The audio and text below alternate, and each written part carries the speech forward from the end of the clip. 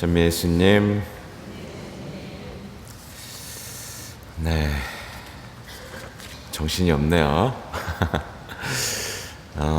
묵주 기도를 바치는 분이라면 누구나 알고 있고 바치는 기도문이 있습니다. 이게 뭐냐면 구원을 위한 기도죠. 네, 이것은 1917년 7월 13일 파티마에서 있었던 성모님의 세 번째 발연을 통해서 우리에게 직접 알려진 기도죠. 이건 성모님께서 구원을 위해, 많은 사람의 구원을 위해 바치라고 하신 기도문인데, 이 기도문에 제가 좋아하고 정확하다는 해석은 이렇습니다. 예수님, 저희 죄를 용서하시며 저희를 지옥불에서 구하시고 모든 영혼들을 천국으로 이끌어 주시며 특히 당신의 자비를 가장 필요로 하는 영혼들을 돌보소서. 이렇습니다. 조금 다르게 하고 계시죠, 그죠? 네. 저는 이게 본문의 원래 원문에 충실한 내용이어서 이 기도문으로 바쳐요. 또 파티마 성모님과 천사들을 통해서 더 가르쳐 주신 기도들이 더 있습니다. 뭐냐면 성취의 기도도 있고 용서의 기도도 있고 또 희생의 기도도 있고 그래요. 그러니까 성취의 기도는 예수님께 드린 어떤 무관심을 갚아드리면서 더 많은 죄인들이 회개할 수 있도록 하는 기도문이고, 용서의 기도는 말 그대로 하나님을 믿지 않고 찬미하지도 않고 사랑하지도 않는 이들을 위한 기도고요. 용서해달라는 기도죠. 또 희생의 기도는 죄인들을 위해서 희생을 바치면서 이제 봉헌하는 기도입니다. 그러니까 구원을 위한 기도는 말 그대로 더 많은 영혼들의 구원을 위한 기도고, 그러니까 묵주 기도를 많이 바치라고 하시잖아요. 그리고 신비를 묵상하잖아요. 결국 묵주 기도도 뭐냐면 구원의 신비를 묵상하는 기도죠. 그러니까 이 파티마의 성모님께서는 더 많은 사람의 구원을 위해서 묵주 기도를 바치고 여러 기도를 바치라고 하신 겁니다. 또 우리가 잘 알고 있는 자비의 기도 아시죠? 네, 자비의 기도, 특히 오후 3시에 바치라고도 알려져 있고 또 임종자들을 위해서 바치라고 알려져 있고 자비의 성화, 하나님 자비 주일까지 우리에게 알려져 있는 이 자비의 기도, 이것도 1935년 9월 13일에 하느님께서 직접 알려주신 기도입니다.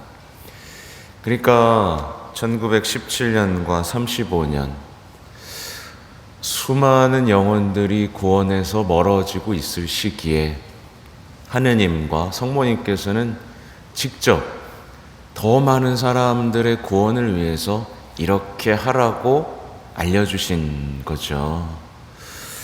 아무튼 이게 파티마 세계 사도직 셀기도를 통해서 전파되고 있고 또 여러 가지 통로를 통해서 알려지고 있는데요. 그러나 제가 오늘 말씀드리려는 이유가 있겠죠. 오늘날의 많은 사람들은 구원에 별로 관심이 없습니다. 구원받기 위해서 세례받았죠. 그죠? 영원한 생명을 원한다고 얘기했고, 구원을 방해하는 모든 악을, 미신을 끊어버린다고 얘기했지만, 자신의 구원에 별로 관심이 없고, 또 이웃들의 구원에도 별로 관심이 없습니다. 오히려 어떻게 하죠? 타인에 대한 증오를 키웁니다. 미워 죽겠어. 그러면서 타인을 지옥으로 보내고 싶어 하죠. 그렇죠? 예수님의 물과 피로 값지게 우리에게 주어진 하나님의 자비에도 별로 관심이 없는 거예요. 그래서 오늘 보면 구원받을 사람은 적습니까? 라고 묻는 신앙인들이 점점 적어지고 있죠. 여기 계신 분들은 다 구원받고 싶으시죠? 네.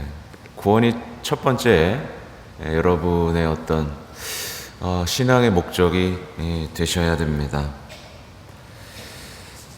많은 분들이 지옥 같은 건 없다 라고 말해주길 바라고, 심판은 없다, 그러니까 마음껏 즐겨라 라는 세상의 유혹을 쉽사리 따라가고 있죠. 그러니까 악마가 선물하는 이 거짓 평화 속에서 파티마를 보면 환시가 하나 보여주잖아요. 지옥의 환시라고 있습니다. 수많은 영혼들이 지옥에 떨어지고 있는 장면을 보여주시죠. 그것도 아이에게 보여주시는데, 겁주려고 하는 게 아니라 뭐겠어요? 너무 많은 영혼들이 지옥으로 가고 있기에 아이들에게 더 많은 영혼들의 구원을 위해서 기도를 부탁하기 위해서였던 거겠죠. 오늘 예수님께서는요, 구원받을 사람은 적습니까? 라는 질문에 대한 답으로 너희는 좁은 문으로 들어가도록 힘써라. 내가 너희에게 말한다. 많은 사람이 그곳으로 들어가겠지만 들어가지 못할 것이다. 라고 말씀을 하십니다. 그러니까 뒤에 이어지는 내용까지 앞에 보면 구원에 대해서 물었더니 이제 좁은 문에 대해서 말씀하시고, 또 뒤에 있는 건 뭐예요? 닫혀진 문에 대해서 말씀을 하시는 거죠. 그러면서 이제 구원받을 줄 알았지만 쫓겨난 사람들에 대한 얘기를 이제 남겨주시는 겁니다. 여러분, 쫓겨나면 안 되겠죠? 그죠? 예, 구원의 문이 닫혀버린, 이거는 정말 큰일 나는 일이잖아요. 예, 우리는 열린 문으로, 좁은 문으로 향해야겠죠. 저는 여기 계신 모든 분들 좁은 문으로 초대하고 싶습니다. 조금 힘들지만, 그렇죠? 이 좁은 문에는요, 제가 해보니까, 그리고 예수님의 말씀에 따르면 이 좁은 문을 따라가는 사람에게는 우울도 슬픔도 없습니다. 그리고 걱정도 불안도 없습니다. 이건 다 넓은 문을 향해 가는 사람들에게만 있는 거예요.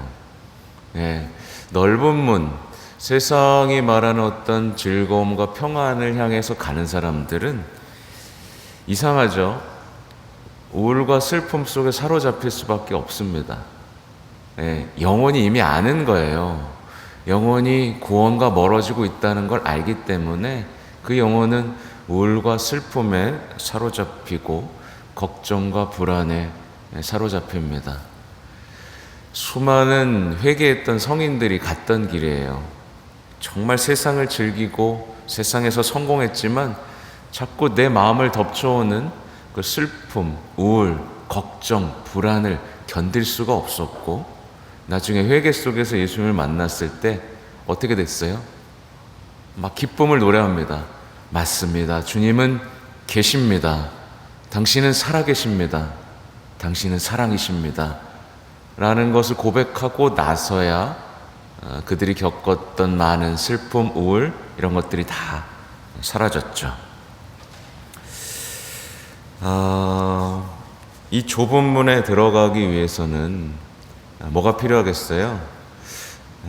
제가 볼 때는 정확히 이제 정리해 보면 제대로 된 사랑이 필요합니다.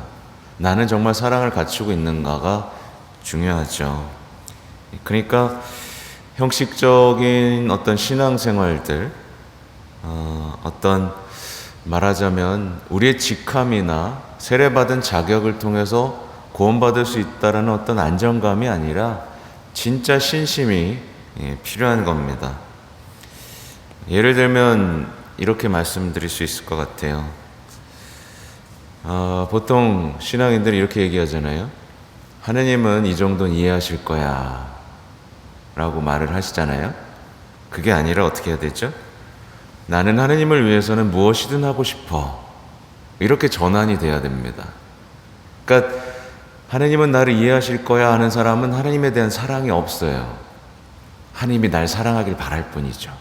그죠? 근데 제가 뒤에 말한 건 뭐예요? 난 하느님을 위해서 무엇이든 해드리고 싶어. 이게 사랑인 거죠. 또 하느님은 사랑이시니까 다 용서해 주실 거야 라고 말하는 사람이 아니라 어떤 사람에 대하냐면 하느님을 사랑하니까 하느님을 행복하게 해드리기 위해선 내가 무엇을 해드려야 될까? 이렇게 전환이 돼야 됩니다. 근데 많은 분들이 하느님은 사랑이시니까 다 괜찮을 거 하면서 못하는 짓이 없습니다. 다 합니다. 그러면서 하느님은 사랑이시야 라고 하면서 사랑을 조롱하고 모욕하죠. 진짜 사랑은 사랑하는 분을 행복하게 만들어줘야 됩니다. 그죠?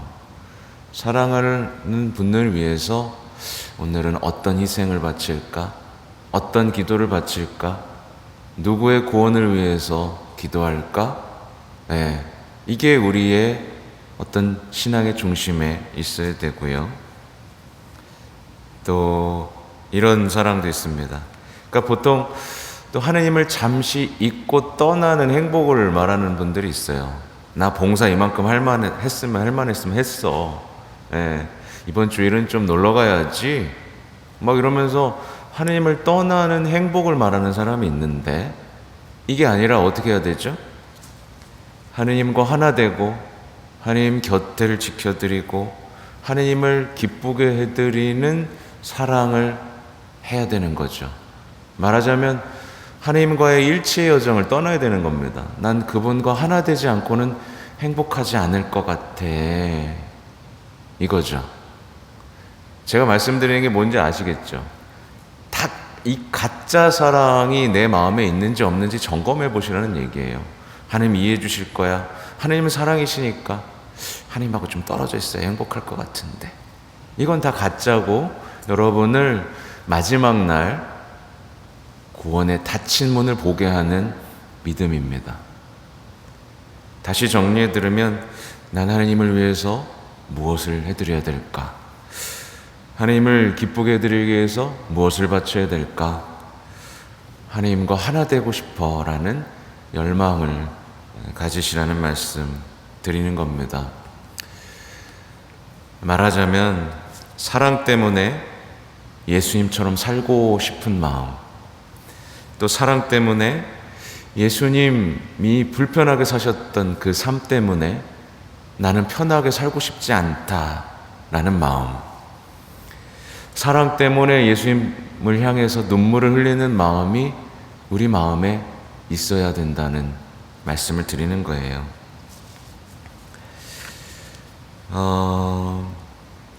오늘 복음 속에서 쫓겨난 사람들이 주장하는 게 뭐예요? 보면 주님, 저희는 주님 앞에서 먹고 마셨고 주님께서는 저희가 사는 길거리에서 가르치셨습니다 라고 주장하죠.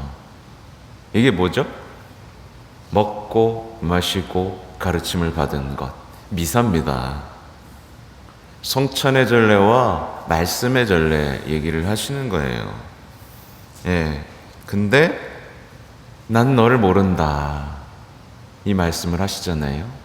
그러니까 사랑 없이 미사 드리고, 그렇죠? 사랑 없이 성체 모시고 사랑 없이 복음을 받아들였던 이 사람들에게 나는 너를 모른다 라고 하시는 겁니다. 그러니까 세례받은 것만으로, 성체를 받아 모시는 것만으로, 약간의 기도를 하는 것만으로 나는 구원받았어 라고 말하는 것이 아니라 더 깊은 사랑 속으로 들어가야 되고 예수님을 완전히 내 삶에 받아들이지 않으면 우리는 구원받을 수 없다라는 얘기죠. 저는 부탁을 드리고 싶어요. 뭐냐면 많은 분들이 이제 고해소에서 와서 어떤 얘기를 하냐면 저 기도하지 않게 돼요, 자꾸. 예, 저 자꾸 미사 안 나오게 됩니다. 저 자꾸 미워하게 됩니다. 뭐 이런 말씀을 하세요. 예, 이러면 안 됩니다.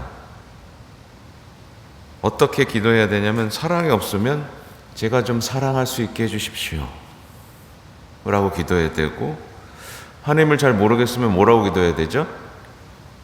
제가 하나님을 알게 해주십시오 라고 기도하면 되고, 기도가 안 되고 힘들면 어떻게 기도해야 돼요?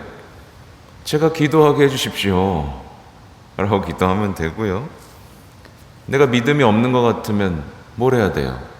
저에게 믿음을 주십시오 라고 기도하면서 영적인 어떤 그 투쟁 속에서 성장했고 인내해야 되는 건데, 많은 분들이 어떻게 얘기하냐면 아까 말씀드린 대로 기도 힘들고요, 기도 안 하게 되고요, 미사 한번 빠졌더니 자꾸 안 나오게 되고요, 네, 자꾸 미운 짓 해서 미워하게 되고요.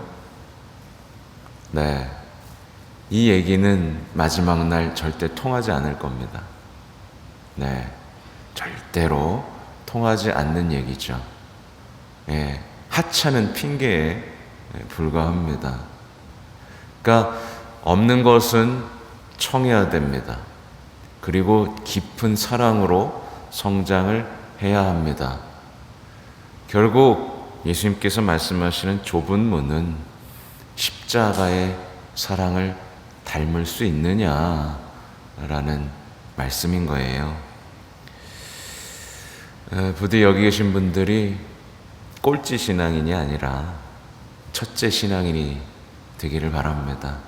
그러니까 하느님 보시기에 첫째, 여러분에게도 하느님은 첫째가 되는 신앙인이 돼서 마지막 날 열린 문을 향해서 힘차게 나아가는 신앙인이 되시면 좋겠습니다. 아멘.